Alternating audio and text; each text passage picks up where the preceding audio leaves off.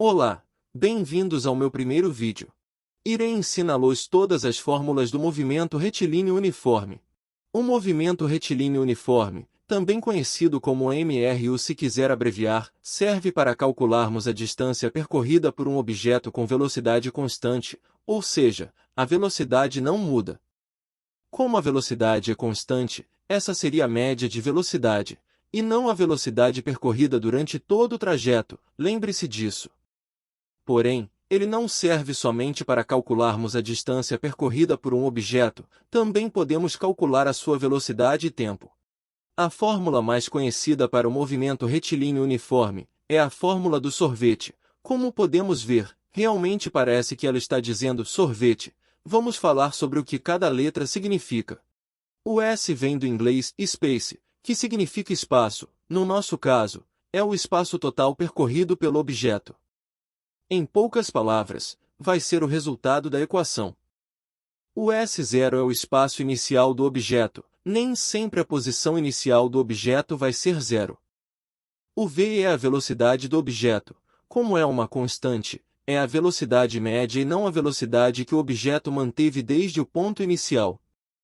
O T é o tempo que o objeto demorou para percorrer. Enfim, vamos fazer a seguinte pergunta.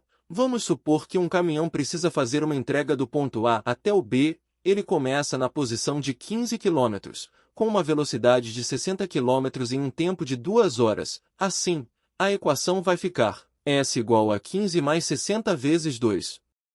Como sabemos, temos primeiro que multiplicar e depois fazer a soma, então, fazemos o seguinte, S igual a 15 mais 120, 60 vezes 2 é 120, o espaço percorrido pelo objeto em 2 horas, com uma velocidade de 60 km por hora e na posição inicial 15 km é de 135 km, ou seja, S igual a 135 km.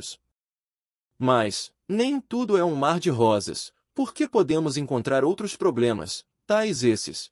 E se não soubermos a velocidade do objeto? Bem, por sorte, temos uma outra equação para isso, que é V igual a ΔS dividido por ΔT. Mas, o que é o delta? Bom, nesse exemplo, o ΔS é S menos S0, a posição final menos a posição inicial.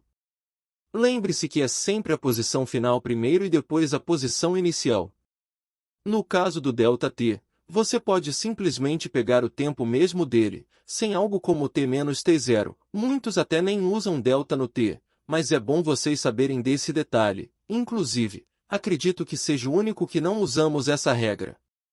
Outra coisa é que nem sempre vamos usar o quilômetros por hora, por motivos regionais. Uns países usam quilômetros por hora, outros jardas, enfim, é uma loucura. Por sorte, usamos o metros por segundo para calcular de maneira internacional. E para converter quilômetros por hora para metros por segundo, devemos dividir por 3,6. Caso queremos fazer metros por segundo para quilômetros por hora, multiplicamos por 3,6. Lembre-se disso, pois é muito importante em cinemática em geral. Mas uma outra equação é de calcularmos o tempo que um objeto teve que percorrer para chegar a um determinado local. A fórmula para isso é T igual a ΔS dividido por ΔV. O ΔV também é V menos V0. No mais é isso sobre o movimento retilíneo uniforme. Vocês podem tentar resolver os exercícios que deixei aqui na descrição, e qualquer dúvida podem deixar nos comentários que irei responder. Boa sorte, extenzinhos!